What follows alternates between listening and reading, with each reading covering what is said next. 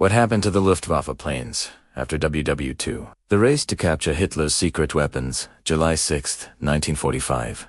Cherbourg, France. Colonel Harold Watson is positioned on the HMS Reaper's deck, observing as the final Me-262 jet fighter is lifted aboard. The British aircraft carrier sits heavily in the water, filled with cargo that should not be there. 10 Messerschmitt Me-262s.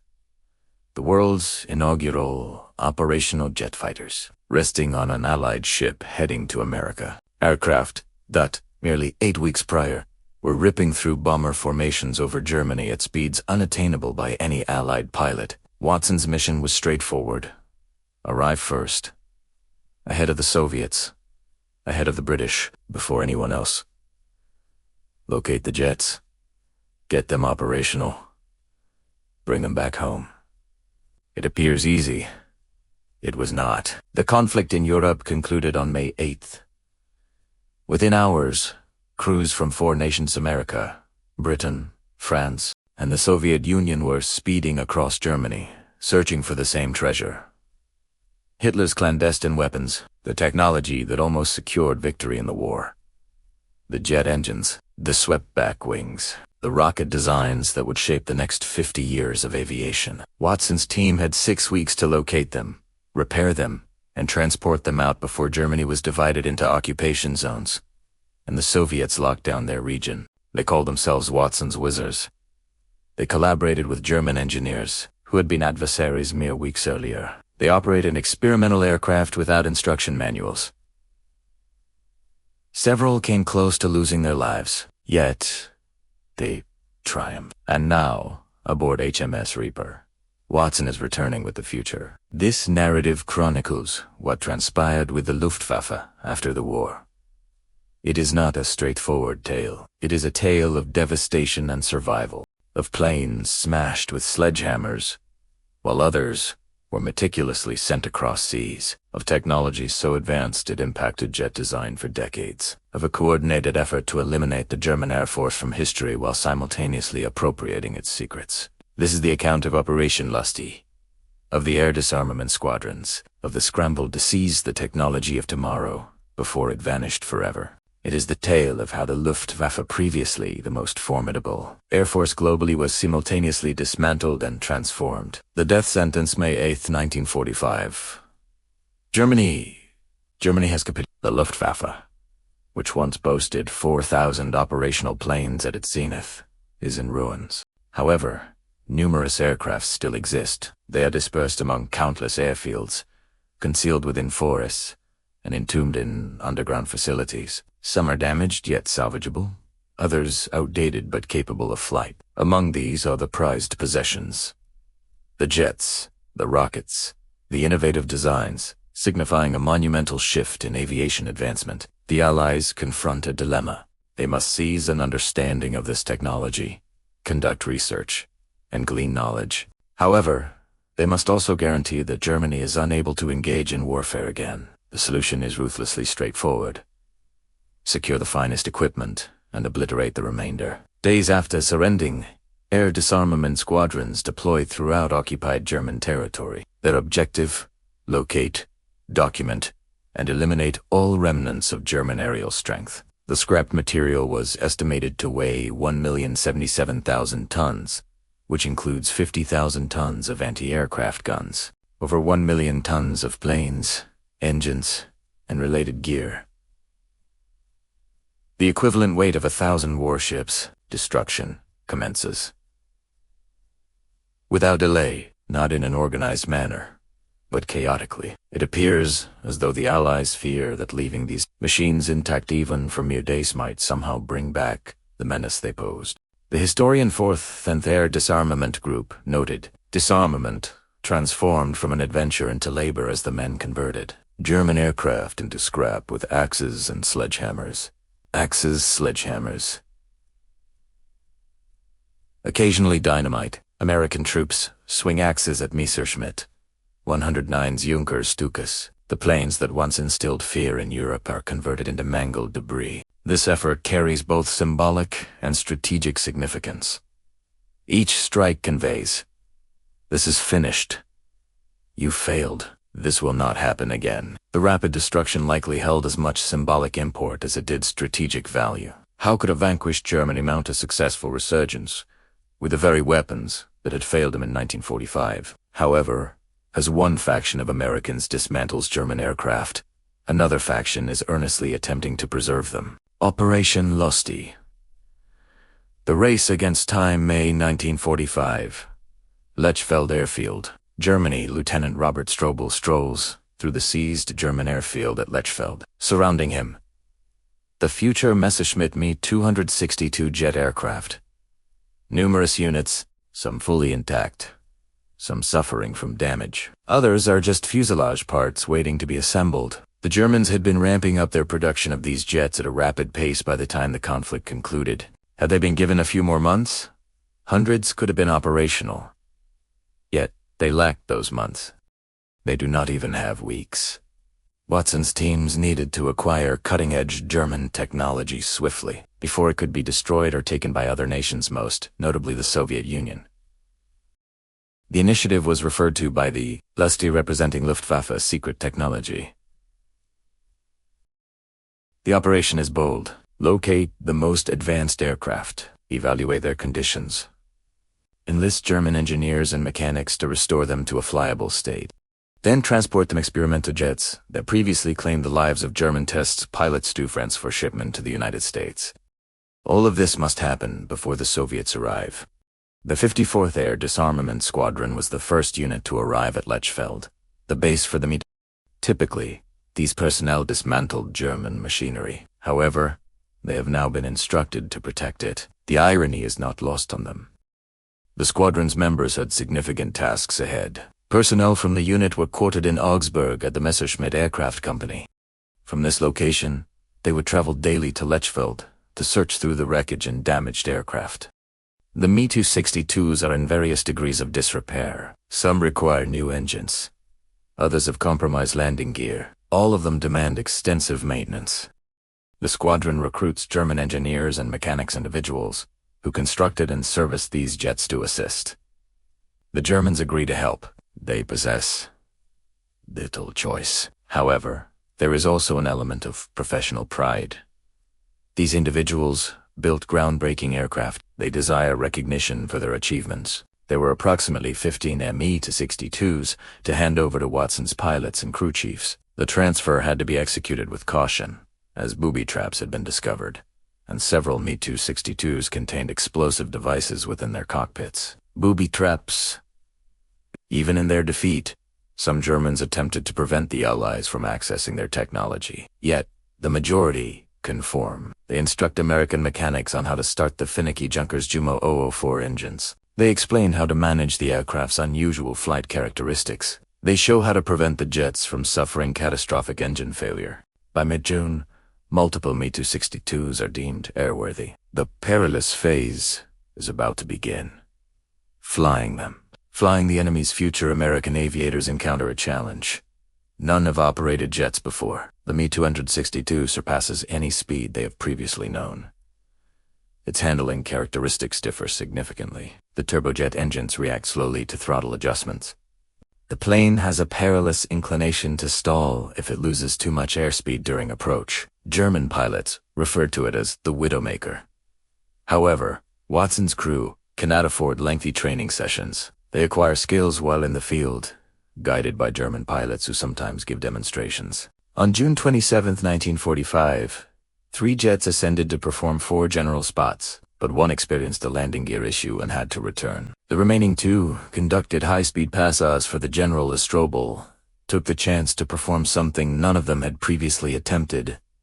Aerobatics. His barrel roll so impressed Spots that he commented to Watson, "Hell, that's a remarkable aircraft." A remarkable aircraft indeed, with a maximum velocity of around 869.4 km per hour, 540 miles per hour. The 262 was 193.2 kph, 120 miles per hour quicker than the renowned North American Mustang. No Allied fighter could match its speed. The Me-262 had the freedom to engage in and disengage from battle at its discretion. However, this speed required sacrifices. The Junkers Jumo 004 engines were difficult to manage. Their operational lifespan was counted in hours rather than hundreds of hours. Shortages of key materials led to turbine blades constructed from subpar steel. The engines needed constant attention and often broke down. Nevertheless, they functioned, and Watson's pilots mastered their operation. The flights from Melun to Cherbourg commenced on June 30th and persisted until July 6th. One after another, American pilots transported the seized Me-62s to the Cherbourg port. It seems surreal. Jets marked with German insignia, piloted by American flyers, landing at French airstrips. Loading the aircraft onto HMS Reaper brings its own difficulties. The jets are taken apart, treated with a preservative, and securely fastened on the carrier's deck. They set sail from France to Newark on July 19, 1945. The journey across the Atlantic lasts nearly 2 weeks. When HMS Reaper finally reaches America, it carries more than just jets. It brings the future of aviation, the award, innovations that transformed everything. August 1945, Freeman Field, Indiana, the Nizam, Me-2, 16201A was delivered in Newark, New Jersey, and a pilot from the Army Air Forces transported it to Freeman Field, Indiana, making a stop in Pittsburgh. Freeman Field subsequently becomes the hub for evaluating seized German aircraft. Engineers surround the Me-262s, taking measurements everywhere, capturing photographs of everything, and conducting tests on all aspects. Their findings shape American jet development for the following decade. The swept-back wing design. Prior to the Me-262, many designers believed straight wings were the best option. The Germans found that angling the wings backward decreased drag at high velocities. Numerous captured Me-262s were examined and flown by the leading powers, influencing the crafting of aircraft such as the North American F-86 Sabre, MiG-15, and Boeing B-47 Stratojet. Examine those planes. The F-86 Sabre central to American aerial dominance in Korea. The Soviet MiG-15 its opponent. The B-47 Stratojet, America's inaugural swept-wing jet bomber. They all have design roots that can be traced back to the Me-262. The axial flow turbojet engine. The Junkers Jumo 04 was the first turbojet produced on a large scale. Although it was unreliable by later benchmarks, it showcased principles utilized by every modern jet engine. American engineers analyzed it intensely. The nose-mounted cannon setup. 4 30mm cannons were positioned in the nose. There were no propellers to shoot through. No wing-mounted guns with alignment challenges. Just raw, overwhelming firepower along the center line of the aircraft. However, testing also uncovered deficiencies. The engines had a brief operational lifespan. The aircraft exhibited poor handling at low speeds. Complicated systems proved difficult to maintain with the materials available during wartime. British test pilot Captain Eric Brown, who flew 487 varieties of aircraft throughout his service, piloted a captured Me-262 after the war concluded. He described the Me-262 as the most powerful aircraft of World War II. Nonetheless, he acknowledged its drawbacks. Shorter distance capability than Allied jets and engines that were less dependable. Nevertheless, the Me-262 demonstrated that jet fighters were not only practical but also superior. The era of propeller-driven fighters had come to an end. The fate of the fleet. While a limited number of Me-62s journey across the Atlantic for evaluation, the overwhelming majority of Luftwaffe planes encounter an alternate outcome: annihilation. The air disarmament squadrons operate in a methodical manner. Every airbase, each production facility, all storage sites, they record their findings, recover valuable items, obliterate the remainder. Bf-109 fighters, the most abundant aircraft in the Luftwaffe, are turned into scrap metal by the thousands. Junkers, 88 bombers. Focke-Wulf 190s, the backbone of the German aerial conflict, all are subjected to destruction. Certain aircraft are simply too badly damaged to be worth reviewing. Others are outdated, with their technology already familiar. These are eliminated immediately. The swift demobilization of B-17s, A-26's P-47SA, and other American military planes in Germany during 1946 and 1947 aligns with the Air Force ESPO strategy for newer and more advanced aircraft. The Americans are not solely destroying German planes. They are also dismantling their own. The conflict has concluded. The enormous fleets of B-17 bombers and P-47 fighters have suddenly become superfluous, outmoded in the era of jets. Instead of transporting them back home, the Air Force dismantles them in Germany alongside their previous adversaries. Fields filled with aircraft, American and German, conqueror and defeated, all prepared for recycling. It is a peculiar democracy of obliteration. However, the methodical eradication of the Luftwaffe encompasses more than just air.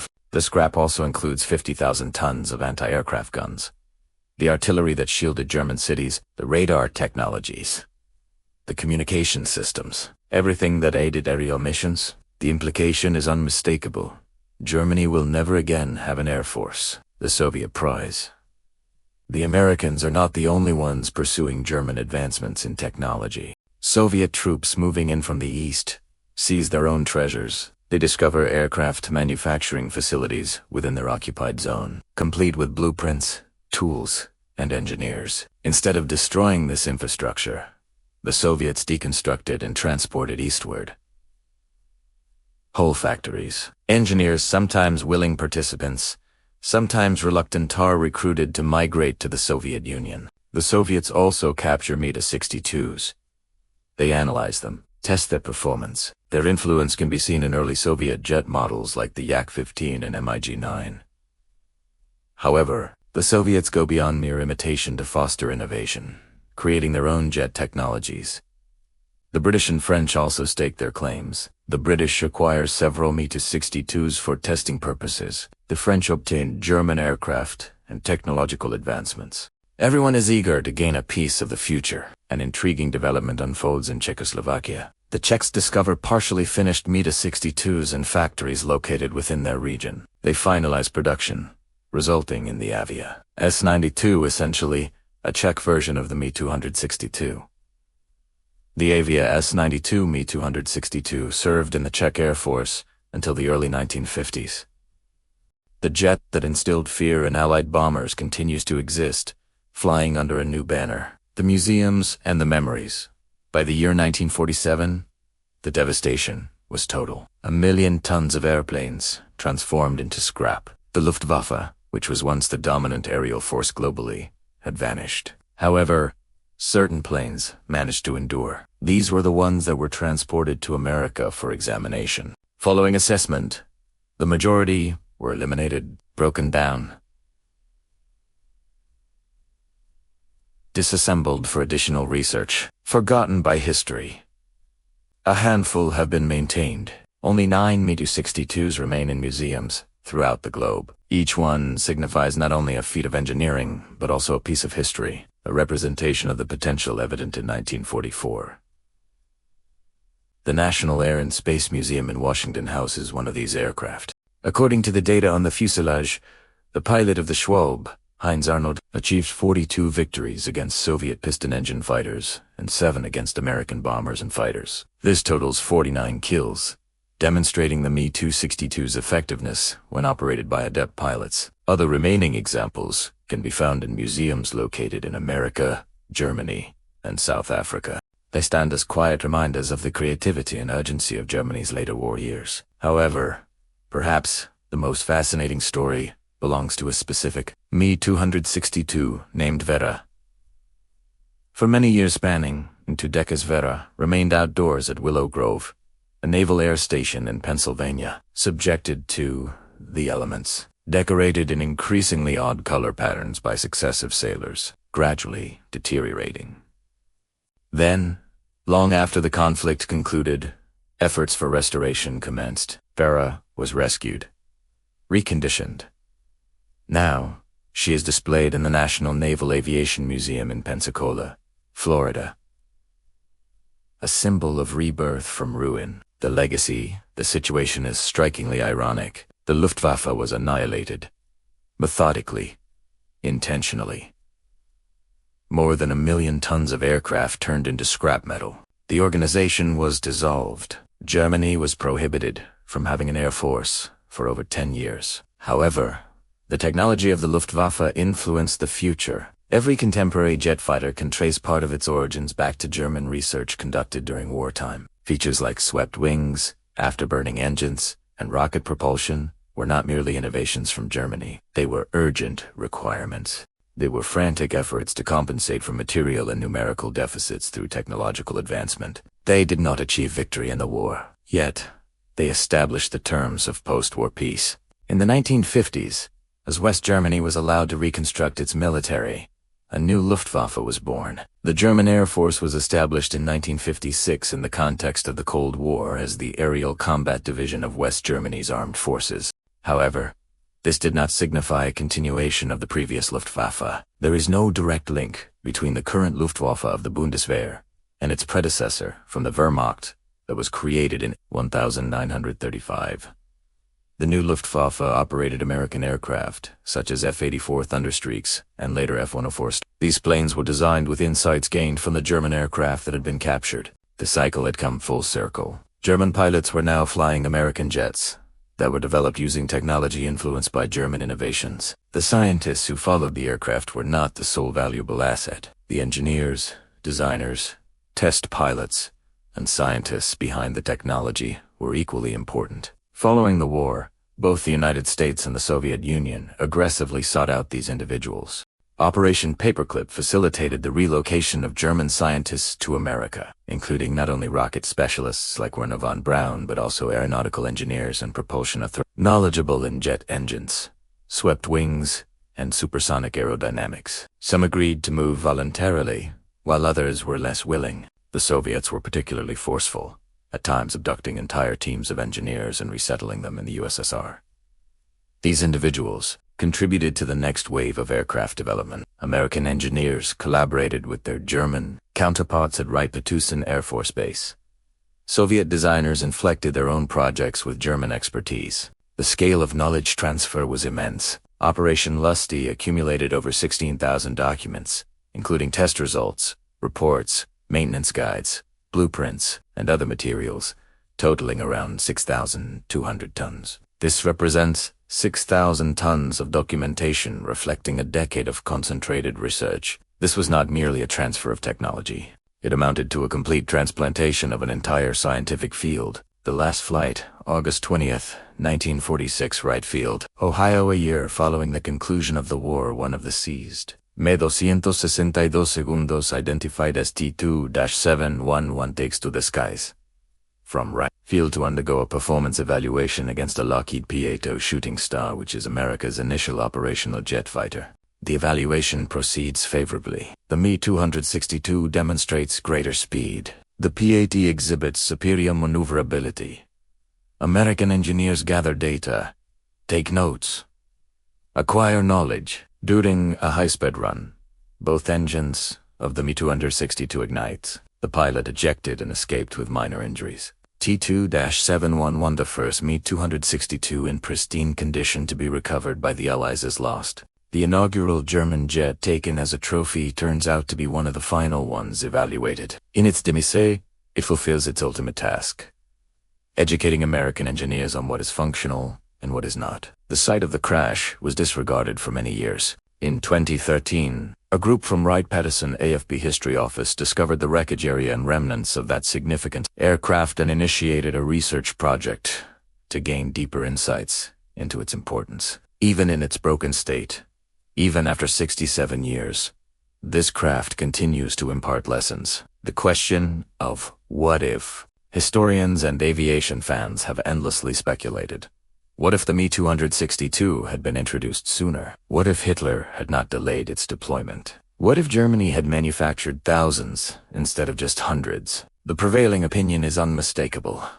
It would have made no difference. Despite its limited duration in combat, the Me-262 demonstrated superiority over all Allied aircraft, accounting for the destruction of 542 Allied planes while losing only 100.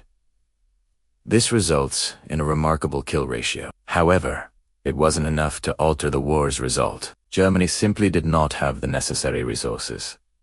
The fuel, the pilots, the infrastructure. By 1944, the Luftwaffe was exhausted. No level of technological advancement could surpass the material and numerical superiority of the Allies. The Me-262 arrived too little, too late. It offered a foretaste of the future during a conflict already determined by previous events. Yet, it was still a foretaste. And the Allies, having triumphed but cautious, recognized that any future conflict, if a war to arise, would involve weaponry like this. This is why they examined them so closely, why they retained a few exemplars, while eliminating the others, why they enlisted the engineers responsible for their creation. They were getting ready for what lay ahead. Echoes in the sky. July 6, 1945. HMS Reaper.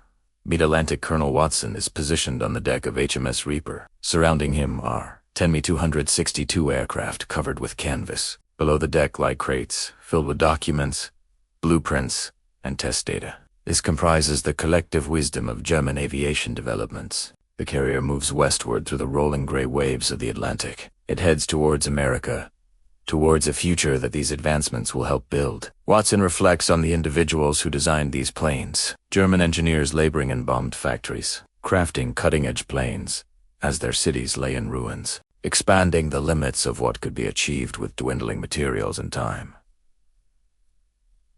They didn't succeed. Germany was defeated. The factories reduced to ruins. The Reich is now history. However, the concepts, the swept wings, jet propulsion, and innovative designs have persisted. They have made the journey across the Atlantic aboard this carrier. They will influence the future. In 2 decades, when American F-86 Sabres confront Soviet MiG-15s over Korea, both fighter jets will bear the imprint of German innovation. When the B-52 bomber launches into the air with its swept wings and jet engines sit, will represent principles developed in wartime Germany. The Luftwaffe has been vanquished, yet its advancements continue to exist, transformed, enhanced, stripped of their Nazi insignia, and reborn under new banners. This outlines what happened to Luftwaffe aircraft post-World War II.